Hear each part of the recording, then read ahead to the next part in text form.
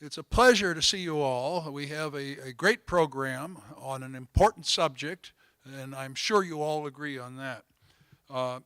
This is the second Library Society program of the season, and it will be an unusual celebration of the library. Now, first of all, we want to celebrate the library staff. Now, I'm going to get to our distinguished speaker in a minute, but first I want to salute two of our closest friends in these places, this part of the university, for their changes in title and increased responsibilities. And I'm referring to Dan Meyer and Alice Schreier. While Dan continues as the university archivist, Dan will remain as the university architect, but he's recently taken on the role of director, archivist. He has recently taken on the role of Director of Special Collections Research Center. Thank you, Dan. And thank you for hosting the Library Society in this beautiful new space. Alice Schreier has not left us, however. She is now the Assistant University Librarian for Humanities, Social Sciences, and Special Collections. Please join me in applause of appreciation for Dan and Alice.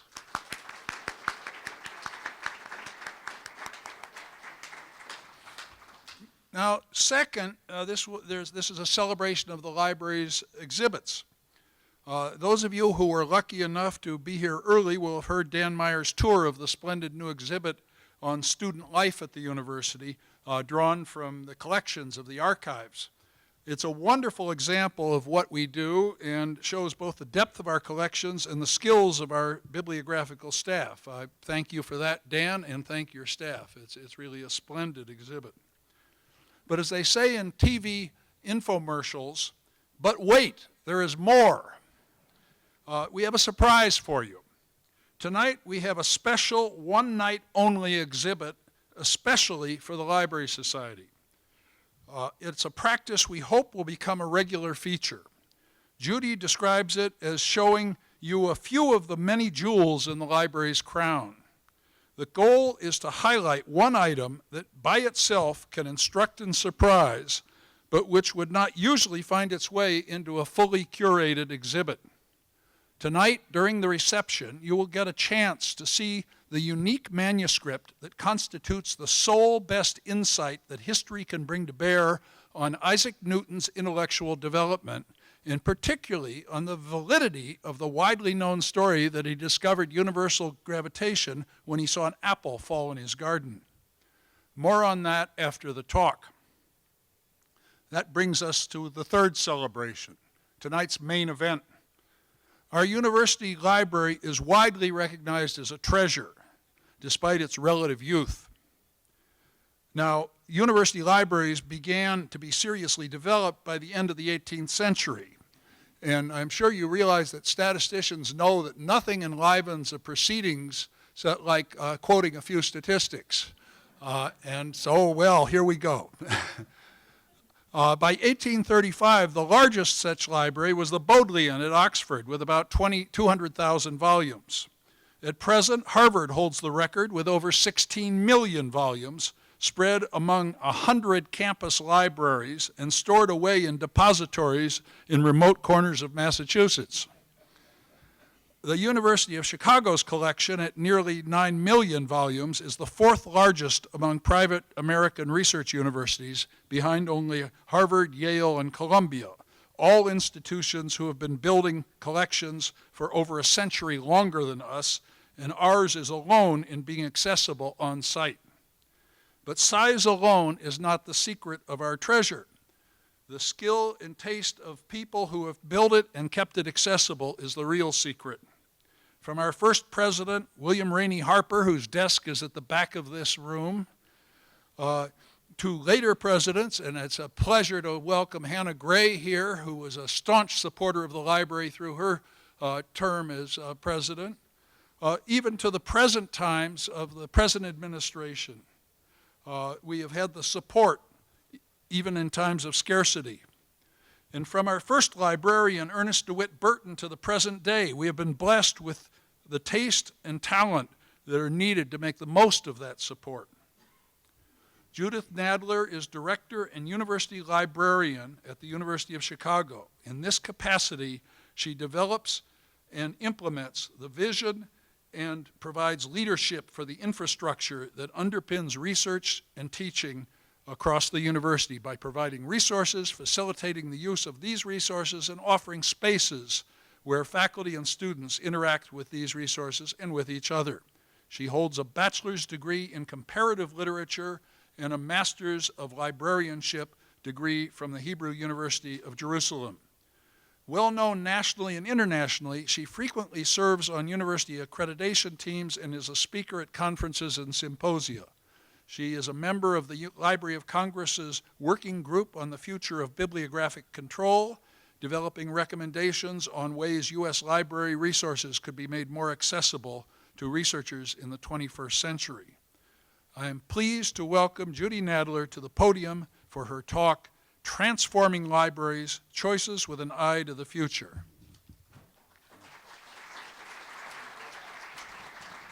Good evening.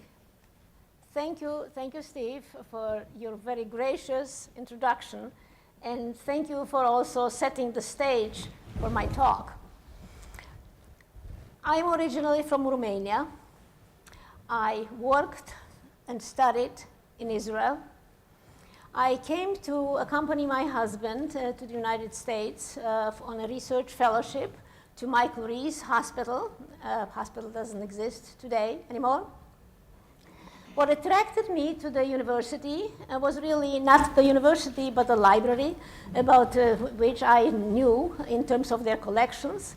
And I hoped by being employed here, I will be able to benefit from the collections, especially in the areas of my interest, and then return to my alma mater to pursue my further studies.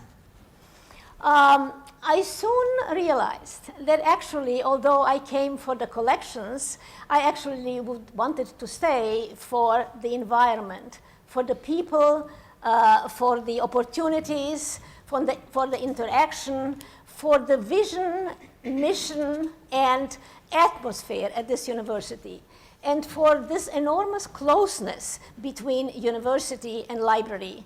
And I realized that they are but one.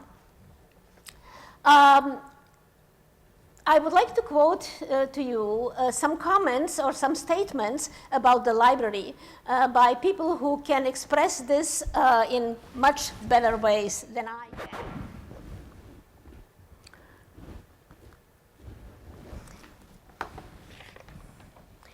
And this allows me to read in order to allow you to read, which is not the best of ideas.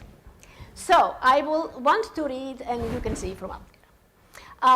The first quote is from Professor James Redfield in his Nature and Culture in the Iliad, a book that he dedicates to Helen Regenstein for her foresight in supporting the building of the Regenstein Library.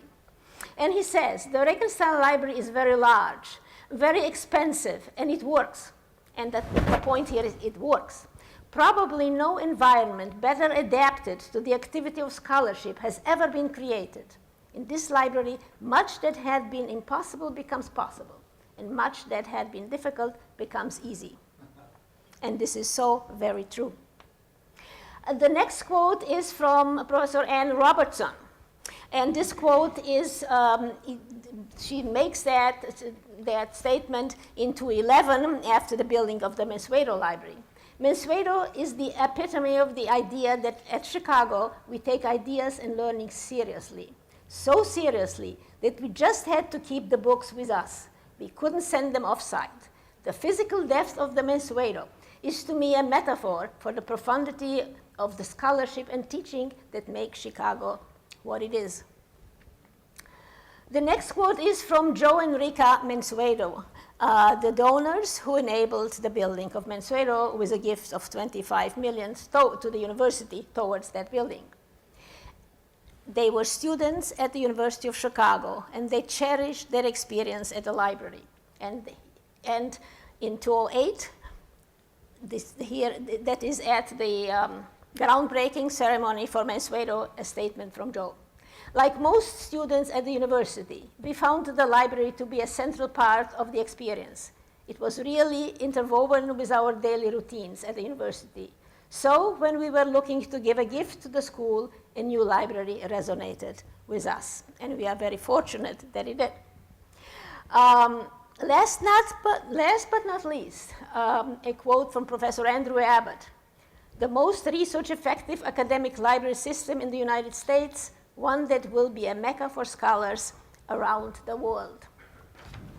So what we have heard is a range of comments that address the research focus of the university, the depth of our resources, the impact on users, faculty and students, and the impact of the world by being a mecca for scholars. And those were qualifications that actually date back to the very birth of the university and very soon thereafter of the library. In 1892, the first president of the university, is that better for me, but not for you, right? We are trying to preserve you for posterity, and we can't see you. Well, that is not going to be a quote years from now. You know, I don't think that is gonna. So anyway, for how long do you have to preserve me? Because really, others should be. Anyway, Harper realizes that very early for his new university, he needs a library. And the best way to do it is to just, it would be a great pity to wait for growth when we might be born full-fledged.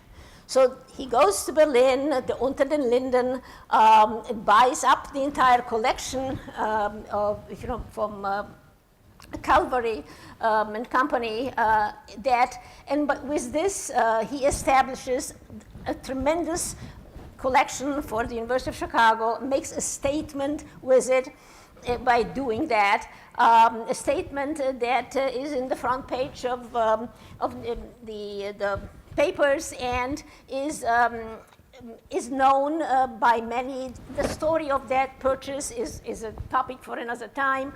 It's magnificent. As it turns out, what was meant 280,000 volumes and 120,000 dissertations ended up fewer than that. As it ended up, the cost of the collection was higher than expected per volume. But regardless, in the words of John D. Rockefeller, I think the moral effect of the library is worth very much more than the cost of it. So that is the first transformative change for the university and the library. And thus I think that actually the library is the first transformative change for the university. And when I say transformative change, I mean changes that go beyond their own parameters. Changes that allow us not just to do things differently, but to do different things. In other words, changes that promote, that enable further change. A next change of that magnitude comes with the fulfillment of Harper's dream to have a building for his collections. That dream did not come to pass until after his death. In 1912, the new library is built and opens a library that is a memorial to Harper. And what we see here is the reading room, a magnificent place, the building from the outside, and the Martin Ryerson statement at the opening: "This library shall indeed, in its intellectual influence as well as in its material form, perpetuate the memory of William Raleigh Harper in a manner worthy of his great learning and of the great work which he accomplished." So those were actually the foundations of what the library means for the university. And that is enormously important because we have never deviated from that at this university and this campus. Many decades later,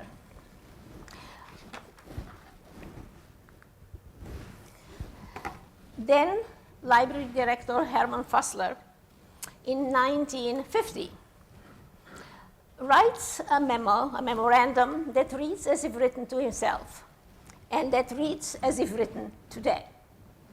In this memorandum that dated February 20, 1950, he muses about the library in his time, the library as he sees it in its future. And he puts the library in the context of the university. In the context of Robert M. Hutchins' report of the state of the university in 1929 to 1949. And I will want to read you several passages from that memorandum. It is unbelievable how very current most everything is said therein is really true for today. He starts with putting the library in the context of the university, and by stating that since the university is part of, since the university's objective creates the objectives of the library, we must examine the purposes of the university. So again, the connection between library and university. And he quotes the conclusion of President Hutchins' report by saying, a university is a microcosm. It can reflect the disintegration, confusion, and disorder of the macrocosm. It can mirror the chaos of the world. But since it is a microcosm, it can, perhaps on a microscopic scale, produce within itself conditions that may indicate a path to the world, the path the world may follow. It may illuminate rather than reflect. It may be a beacon rather than a mirror. This has been the ambition, and I trust it is the destiny of the University of Chicago. I think that is most beautifully said. And it's so very much reflective of everything that comes thereafter in the history of this university and this library. Fassler goes on in talking about research and researchers. It is clear that the dominant major role of the university is to conduct research. This means that the library must have the materials necessary for research, and that those materials must be so organized and serviced as to serve best the needs of research. So again, we have content and service, two elements that are leading elements for us today. He talks about students and what the university does for its students. The present relation of students in the college to the library is largely incidental. What would supplement desirably the present resources of college students?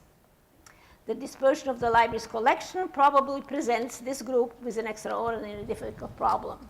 And here, Fassler already introduces his dream of having a library that brings collections together. In other words, collections arranged in a way that would make it more conducive to students to use them. Fassler then talks about space in a very important way, and the library as an enabler and catalyst for change through its spaces and its mission. The traditional role of the scholarly library is essentially passive. Perhaps the library can and should serve as the major and strongest integrating force in the university. A very, very modern, forward-looking thought. This is my comment on this. An important part of the overall library research process is scholarly interaction among library researchers. I believe there is much to be gained by concentrating that activity in the library. It is something that we aim for today. And he talks about financial accountability. And makes the point that we should not transfer onto the user the cost that should be borne by the library. The library must offer the maximum service at the least cost to the university, not to the library. And this already implies something that, again, has a continuum in the history of the library until today, and that is he is not thinking of not spending too much of the resources for collections, because that has been the highest priority, throughout the ages. However, to spend less on everything around the collection, which also has been a historical trend and has its good and not so goods periodically, but it has added to our strengths. And last but not least, he talks about something that, again, is very much ahead of his times, and that is an assessment of actually how the library is doing. The library must know in a real sense, that means in a documented sense, what it is doing and how well. What does it cost to secure such information? What does it cost to do without? Those are enormously today type of comments, and this is what the library is still, these questions are the questions that the library deals with today.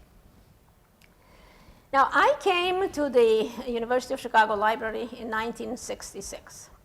So I was here almost for the entire stretch, of 5 decades between Fussler's memorandum and today. This is probably quite unique, in the history of librarianship. I was very fortunate to be one of those lucky people who have been here, and I still am here for so long. So I've been here, from pencil to typewriter to computer. I've held 7 positions, different positions in this library. And I would like to take you to a quick tour into that past, again, to see what is same and what is different at the University of Chicago Library. And we are not very, very different from other libraries, so this is true to a certain degree also for other libraries. When I came to the cataloging department in 1966, this was for me like landing in heaven. The 60s were happy years for the library. The collections were rich. The reports from those days say that the budget was adequate, and adequate was a good thing because very often it says the budgets were not adequate. So that was the term used. So because the budgets were adequate, collections grew, and because, as what we had just heard from Director Fussler, and that one needs to spend as little money on other things, there were lots of cataloging backlogs. So for somebody who came in and offered foreign languages, I came in and offered 7, and I was told, yes, do. So I was given the opportunity to work in what I knew best. What we see here is a happy environment of people with lots of books around them, people who interacted with each other, actually quite a bit, and a space that is dominated by something in the middle of it, which is the card catalog. So, the card catalog. The card catalog is almost a living organism in my memory. In this audience is actually a colleague who will remember that catalog and our time together, and I'm very pleased that she's here.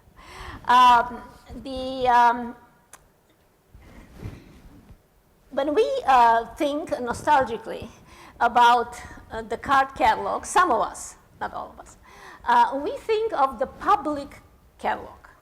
But actually, the real catalog, which we should sort of be sorry about having lost, is the official catalog.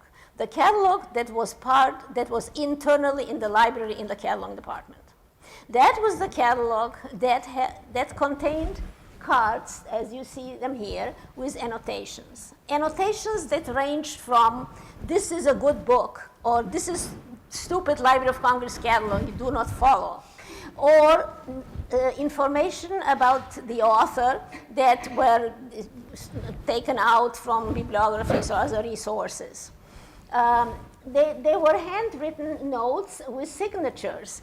And when I came in '66, people still recognized the handwriting of the signature and could tell who was the author. It is something that in current terminology we call crowdsourcing. In other words, allow the crowds, in this case the scholars today, as you put it, give me your input when it comes to adding subject entries or something like that. This is crowdsourcing in its incunable stages. Something that is really very personal about these cards, and something that will, as we will see, be totally lost as we go to a different medium in providing access. Next to it is the catalog.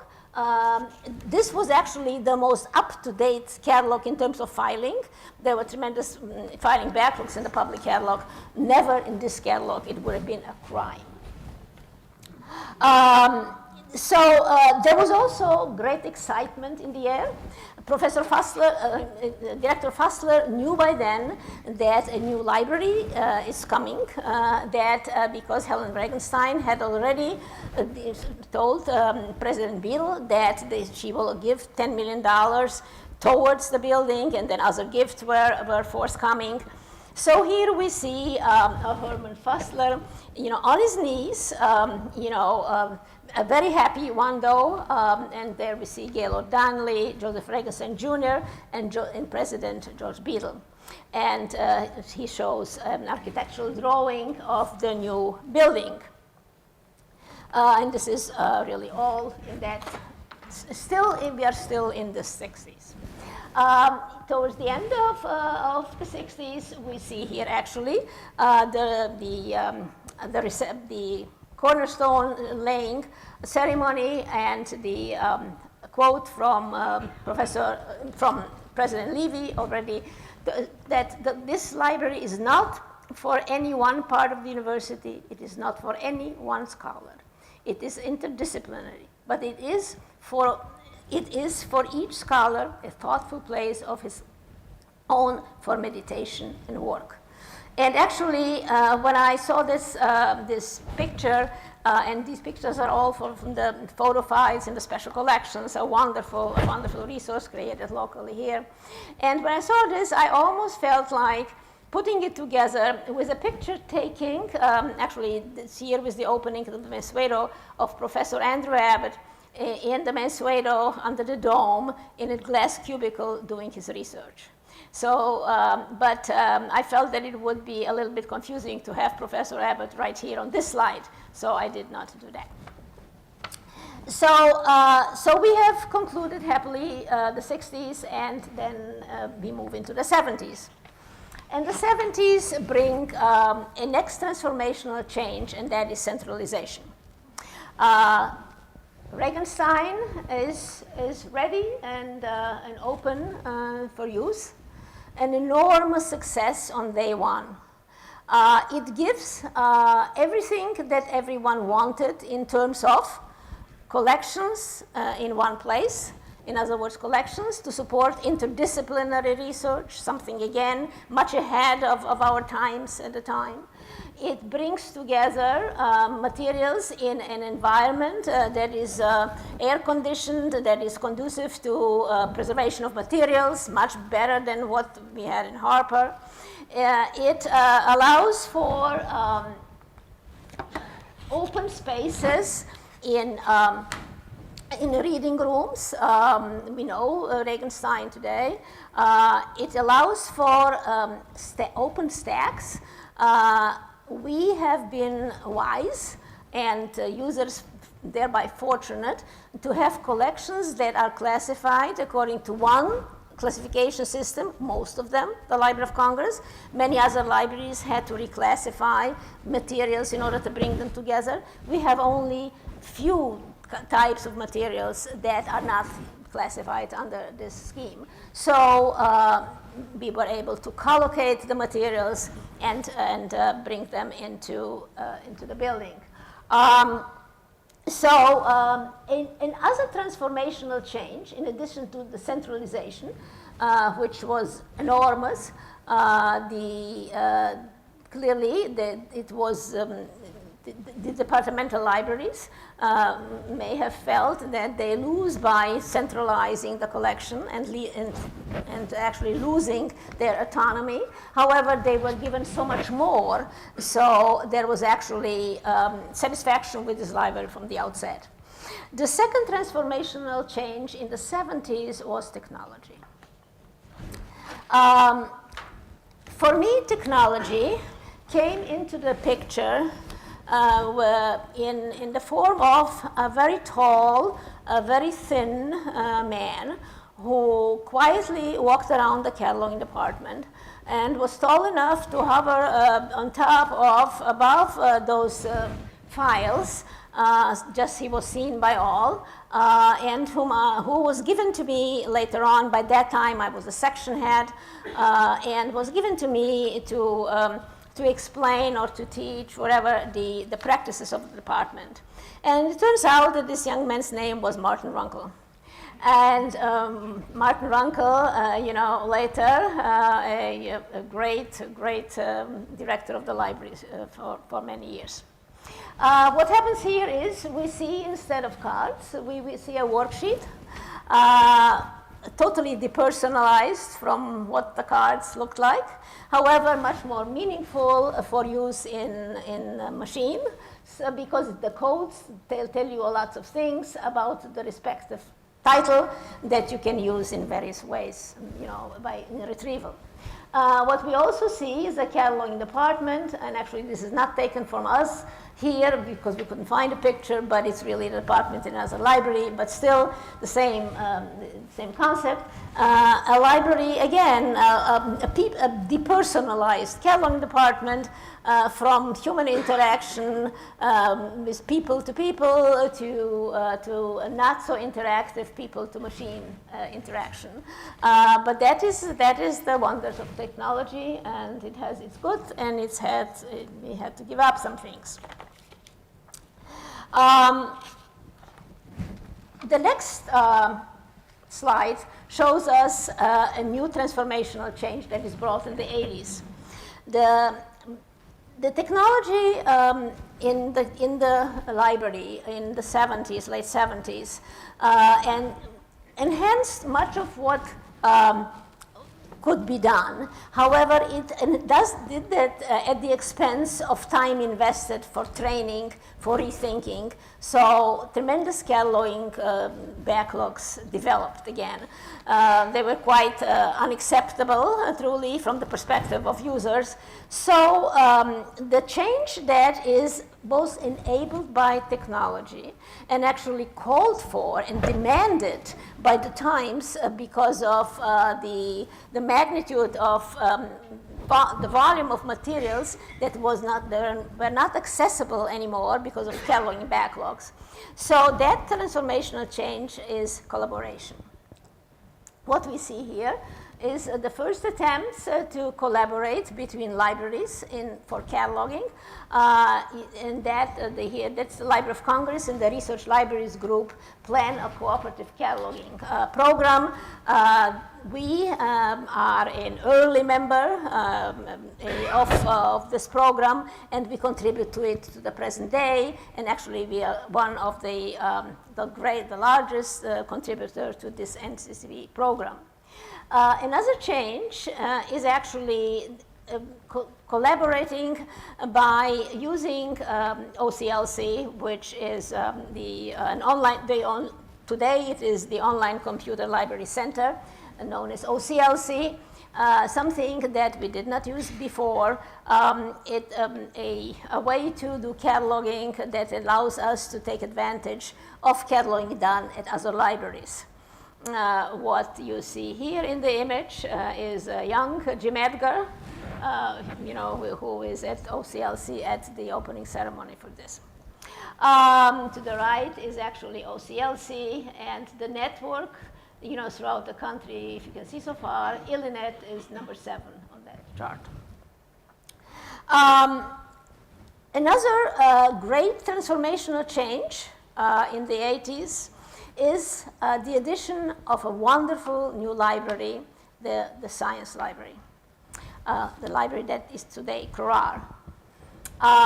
the library, PRAR, brings together the collections of the Career Art Library and the University of Chicago, sciences, technology, and medicine.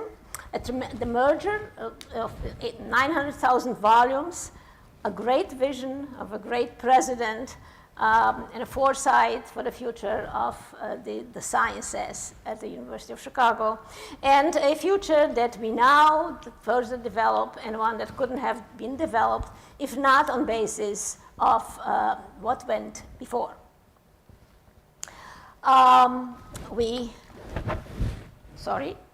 Yes, we are here. The 90s bring a different transformational change. A transformational change that I would sort of compositely call is outsourcing. What does that mean? Outsourcing in that concept means allow others to do what others can do best in order to leave for us what only we can do. This was a new concept, especially for a library like the University of Chicago, that was used and liked to do things homegrown, here, only we can do it and only we can do best. So, examples of work or project that were outsourced. First of all, retrospective conversion. What does that mean? Everything that was cataloged prior to the use of technology, that was on cards, first typed and then printed and so on, that did not exist in the computer. And as soon as one started using the computer for access to collections, one needed to have retrospective conversion done to those materials that were not yet part of the computer.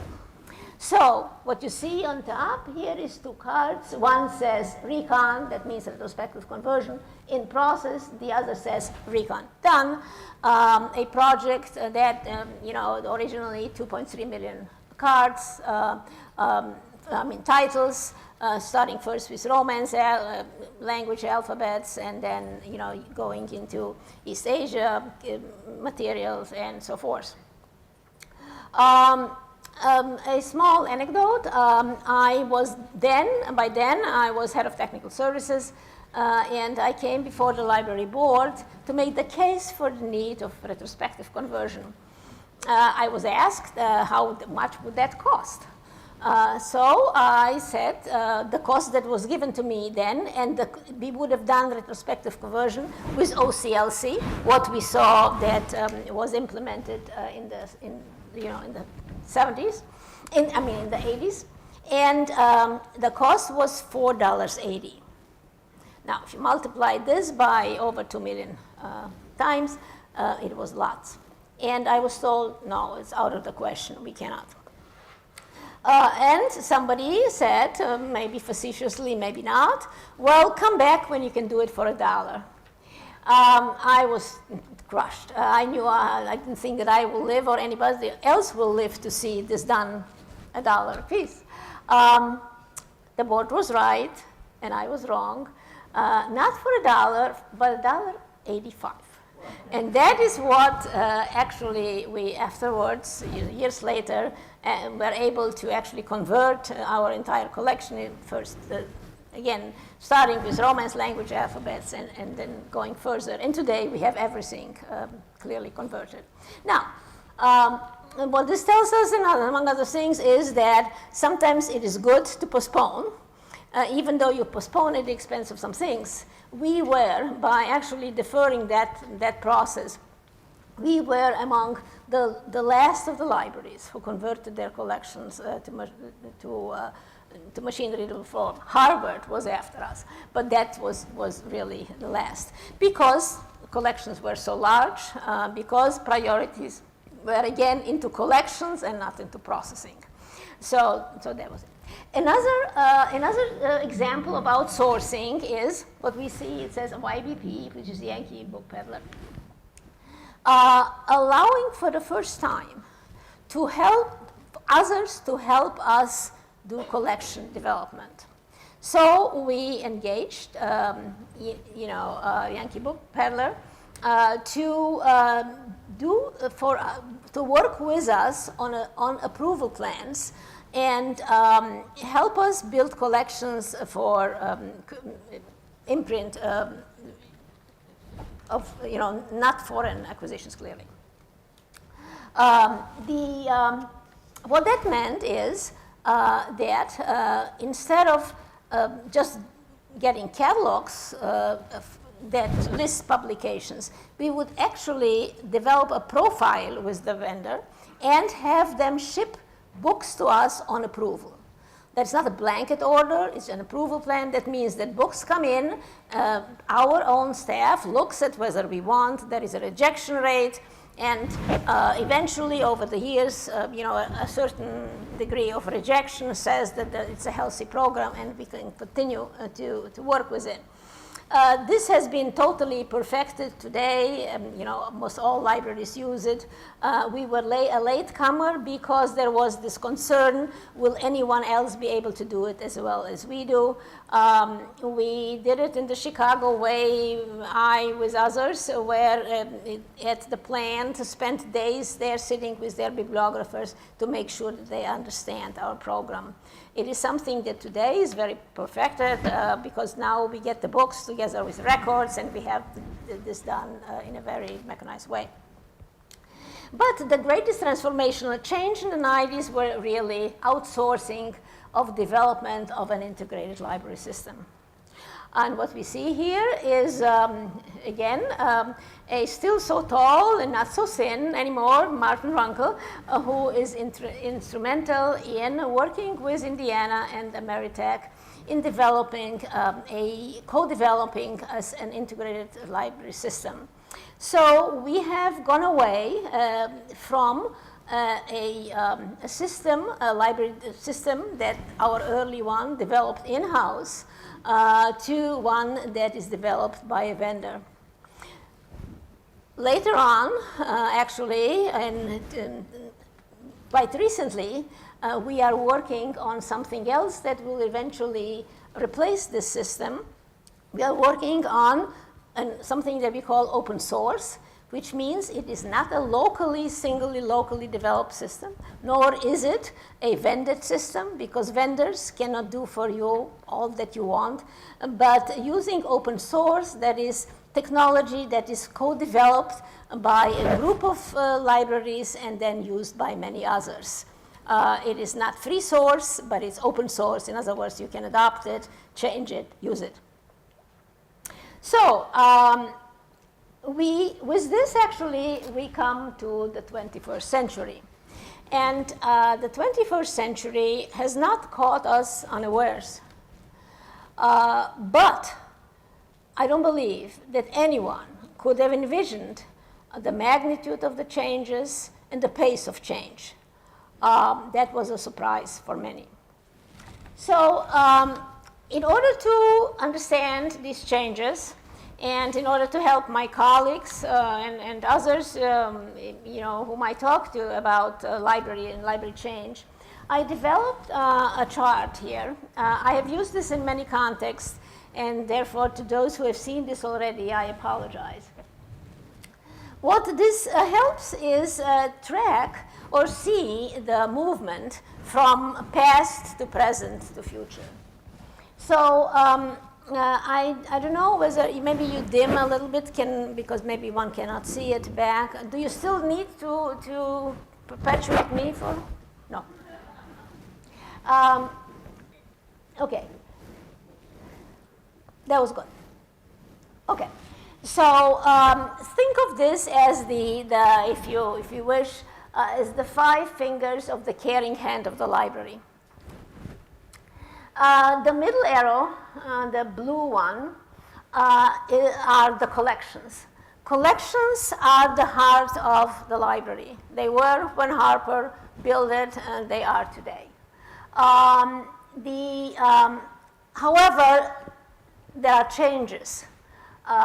From a purely physical collection, we increasingly see digital collections that we acquire because they're born digital, digital collections that we own or that we link to, digital collections that we create by in mass digitization. We are a member of Google, and we have built this, in the last 2 years, we have actually converted with Google 120,000 of our titles, all from the sciences, because in the sciences, technology is being accepted more so than in the humanities and social sciences in terms of use of materials, because also we have very deep collections in the science, especially in the history of science. And starting this summer, we will do another 120,000 conversion with Google in the humanities and social sciences. Now, we also know that there are restrictions with copyright, and that much of what we planned to offer up 1 million volumes to Google, but actually a much smaller proportion, only like the 250,000, will be materials that are in public domain, and that is all that will be digitized now.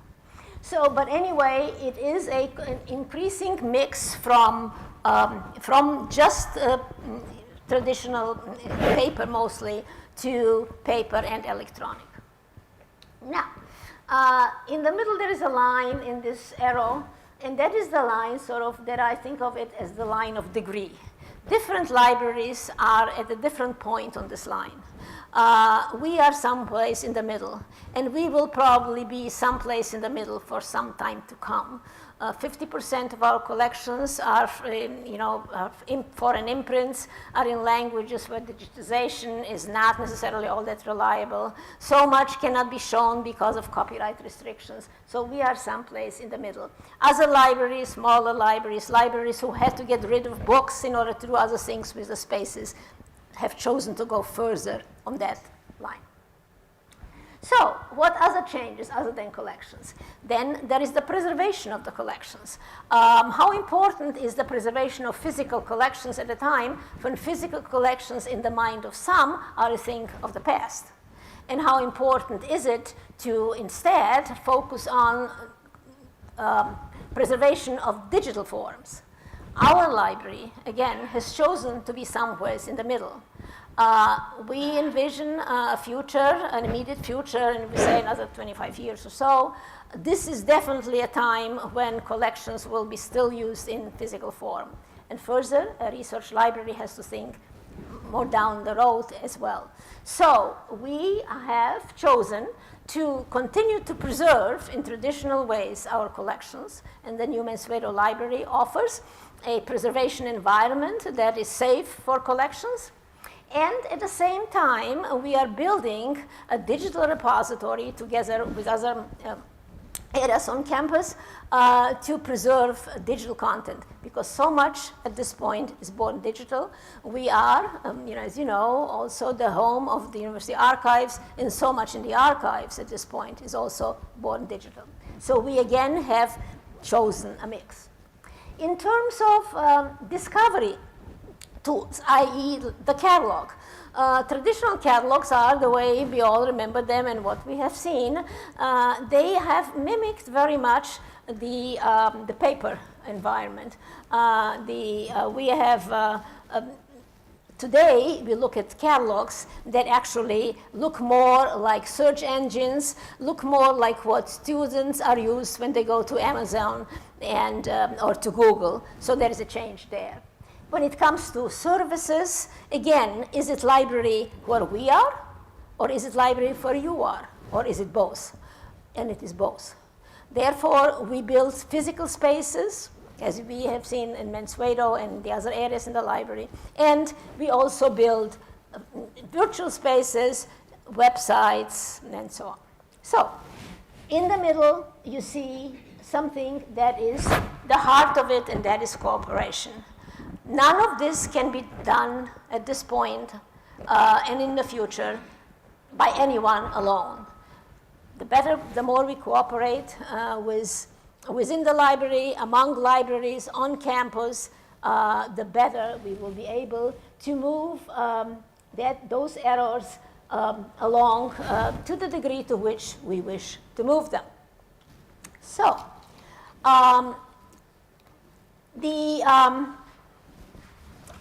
I believe that in looking back, we have a very successful history in doing everything and doing it right.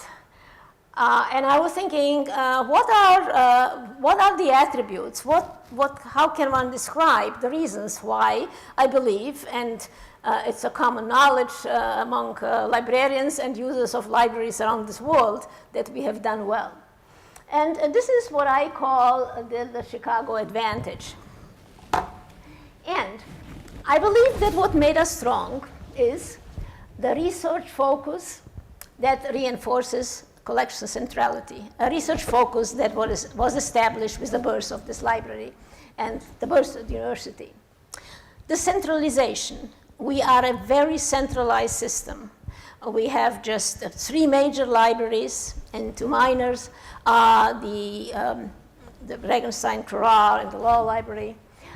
We are centralized in every other way. We have a small staff. That is a tremendous source of strength. We are a faculty-driven institution, and I believe that adds enormously to the strengths.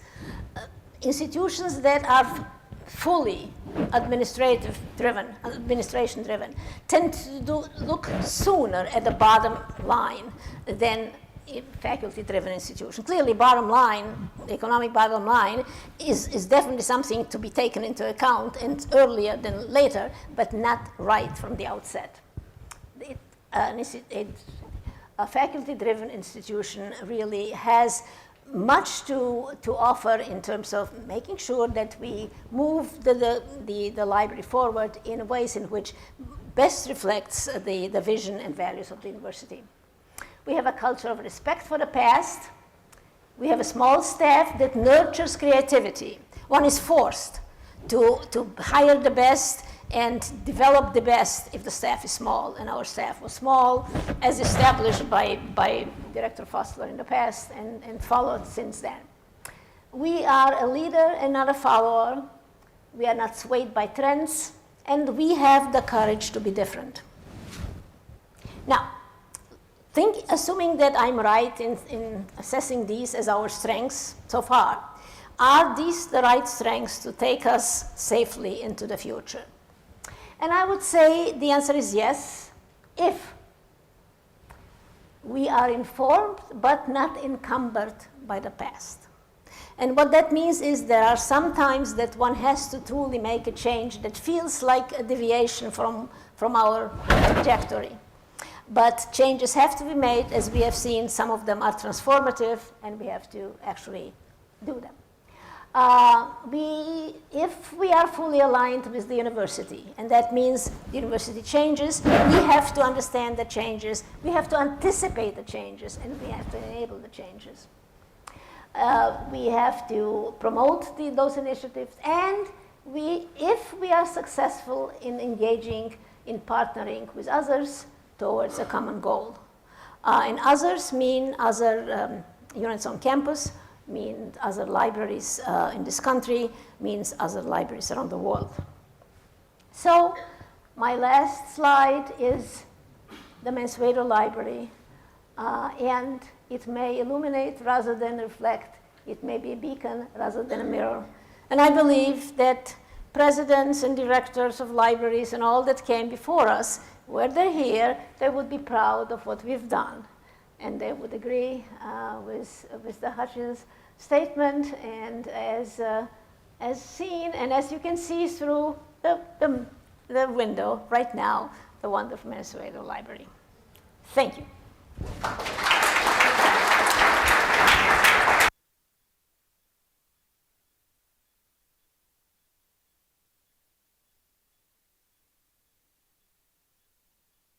I'm told to use this mic, but does this mic work?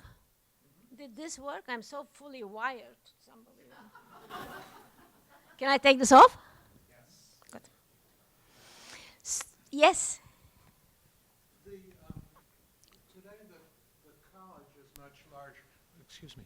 Today the college is much larger than it used to be, with several thousand students. Mm-hmm. What has the growth of the college meant for the library? Wonderful things. I should have said that when the slide that I showed of Helen Regenstein, I mentioned Helen Regenstein called President Beadle, telling him that she is, ready to donate towards the library. She says towards the graduate library. Regenstein was built, was envisioned, started as a graduate library. And I remember times when undergraduates were really not all that welcome. Actually, it wasn't meant for them. This has changed over the time. So, and you can see it in many ways. The building of the dormitories around us, the Polevsky dorms, that actually cost us the space that was allocated for extension of the library, but was a wonderful thing because it brought... Hold it a little closer. Okay, sorry. But yes, even now I hear myself. That was... that brought us more into the middle of actually the environment. The college students have needs very different than graduate students and clearly than faculty. So we built the Mansueto Library in order to do many things. One of them, to have space for collections. The other is to have space for interactive spaces, for people to interact with the collections, and the other to build spaces that are much used by undergraduates, really. And we have an all-night study space, we have a cafe, we have everything, and undergraduate comes with a different expectation and want. They bring a purpose and an emphasis that is different from the one we had before.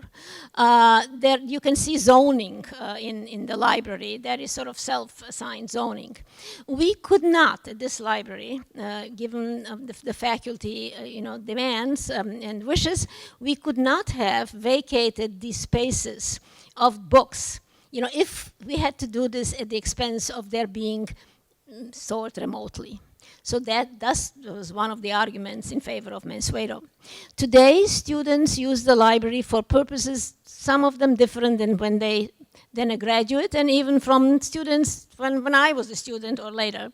They come to the library with their laptops, with their gadgets, with their appliances. You can see them in the first floor of the Regenstein with where you have a terminal, and yet you also have a handheld device. But here and there, I also see a book. And here and there, I see a coffee cup. And here and there, I even see a sandwich. And then I say, no, please. Or please, no. I believe it's very important for students to be in a library environment. Periodically, they'll lose their way and find themselves in the stacks and see that there is more to it than what they see on the screen. I also want to share this with you. My colleague, Jim Vaughn, who is in this audience here, I believe, and I attended a meeting with a group of college students to talk about their wishes and their demands. It is the Maroon Key Society. Awe-inspiring, the brilliance of our undergraduates. I mean, clearly those are doctoral, candidates by then. But they told us something that was endearing and yet worrisome and sort of inspiring. They said, please talk to the faculty and make them attract our attention to the library much earlier than we become aware of it. We learn about the library mostly in the third year when we need to write a research paper. That's when we realize that we need a library. And the riches of your collections are enormous. So expose us earlier to that.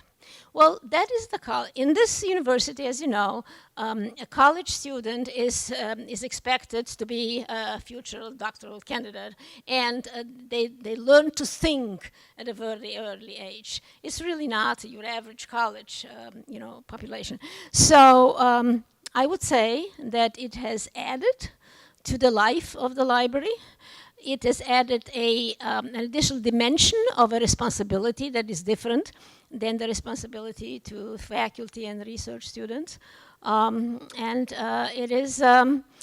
the future. So it is in our interest.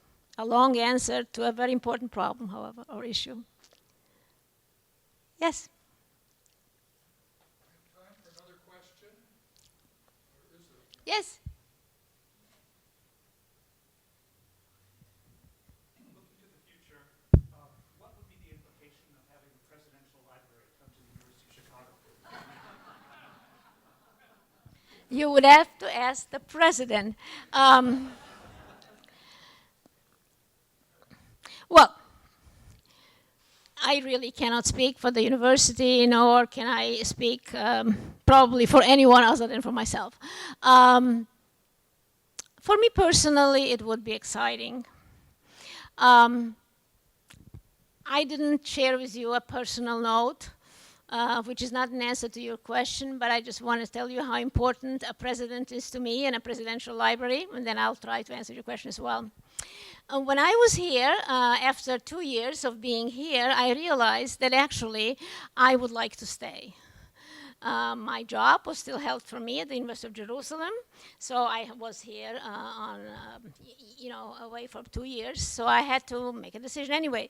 But I was on a visa that demanded that I return to my country of origin and reapply from there.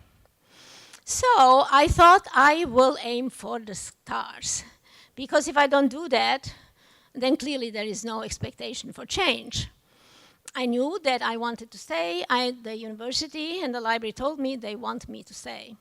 So I wrote a letter to President Lyndon Johnson.